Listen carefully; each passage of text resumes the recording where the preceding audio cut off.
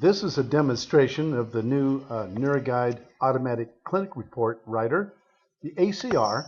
It's a new product by Applied Neuroscience Incorporated that is an add-on to the NeuroGuide QEEG program. I have here an EEG that I have imported. I have edited it. I've taken the time to go through and make sure that there's no artifact, that I've selected only artifact-free data. I used the automatic editing tool in NeuroGuide, which is very powerful, and we've have other YouTubes on this.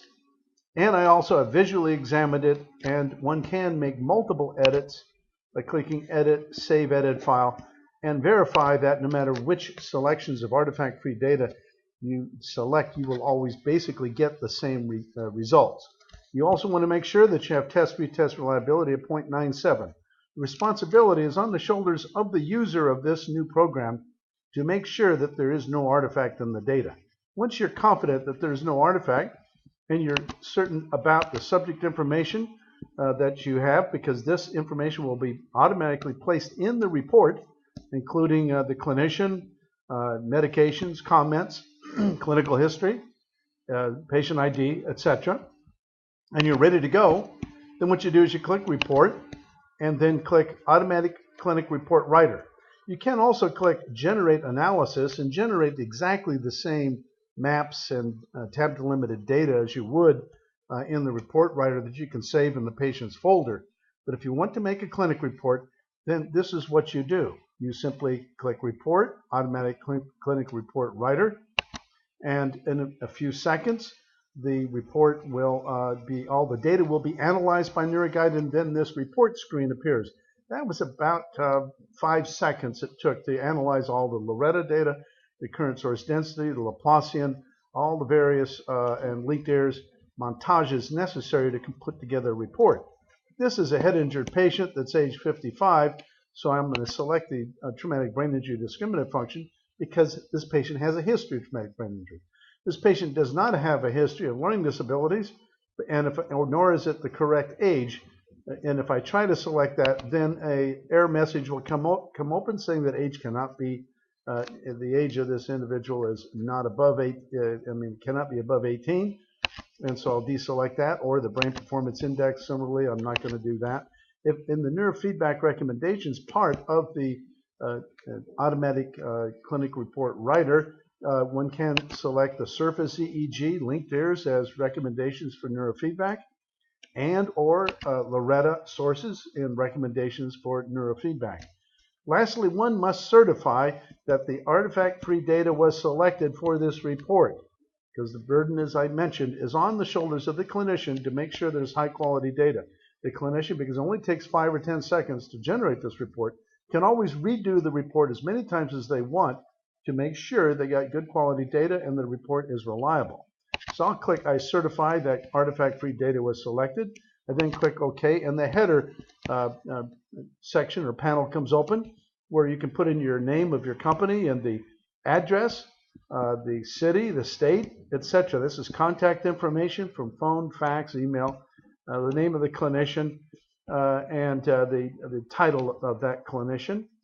This will be permanently stored, so you don't have to put it in every time. You just put it in once, and it will be automatically retained next time you open the program. You can also put in your company logo by clicking on the logo in the upper right-hand corner. You can also get a JPEG or a bitmap of your signature, and you click here, save that, and navigate to where the signature is, so your signature will be in the clinic report. When you've done this and you're ready to now to create the clinic report, you simply click Generate Report, and now the report is being generated in front of us.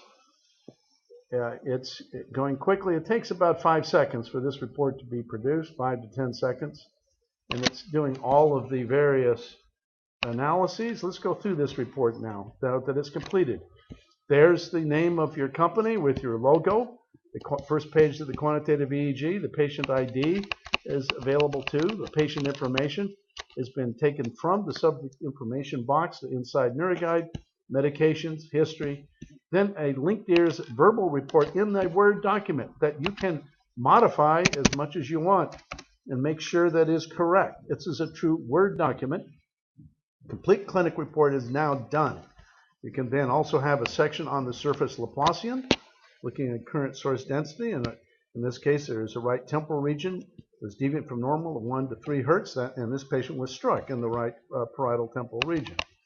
Neural imaging is with Loretta three-dimensional analysis showing that the right fusiform gyrus and the perihippocampal gyrus, lingual gyrus were deviant from normal, as well as the superior temporal gyrus and the inferior parietal lobule at different frequencies. All of that is available verbally through a large library that is selected and automatically brings these items in. If you want to add or subtract or delete anything, you can. You have complete control over what's on this report.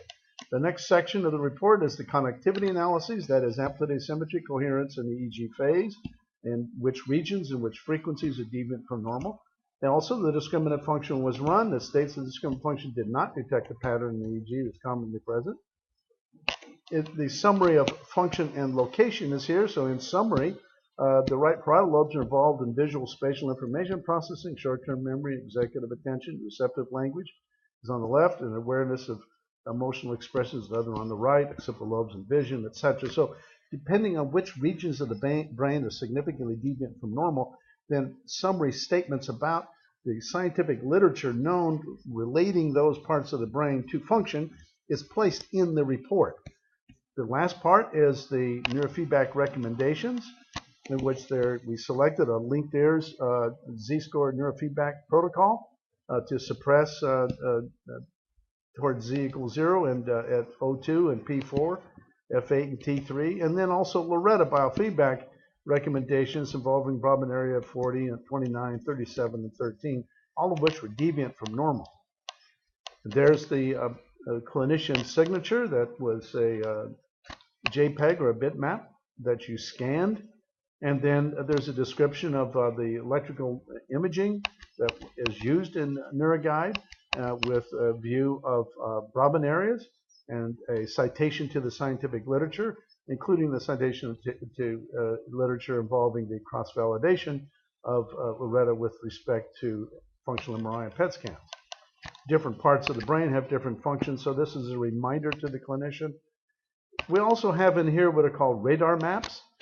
These are in the circles on the periphery are Brodmann areas, Brodmann area 4, 6, 8, 9, 10, 11, 24. These are frontal lobe Brodmann areas, and this is deviation from normal. And the red is in the left hemisphere, the green is the right. It's a summary across all the frequencies. Here's the temporal lobe Brodmann radar map. Brodmann areas 13, 20, 21, 22, 27. And you can see that the left hemisphere is more deviant than the right. And then the parietal lobes there's 3 to 4 standard deviations of deviant activity in these various Brodmann regions. This is Brodmann area 7, 23, 31, 39, 40, 43, etc. And then the occipital lobes are Brodmann area 18, 19, and 17, showing their slight deviation from normal. Then there's the Loretta sagittal, coronal, and horizontal sections. We're giving credit to the Key Institute as part of the obligation. And these are Z-scores, deviant from normal, automatically created again. You don't have to do this yourself. It's done very, very quickly in the different Brodmann regions that are deviant from normal for this patient at different frequencies, all part of the report as we go through it. And I'm going to go through a little bit faster so we can get to the topographic maps and other items that are in the report. At this point, you can simply go to File, Save As, and save the report in the patient's folder or wherever you save Word documents. You can then create a PDF and have a complete report done in less than 1 minute.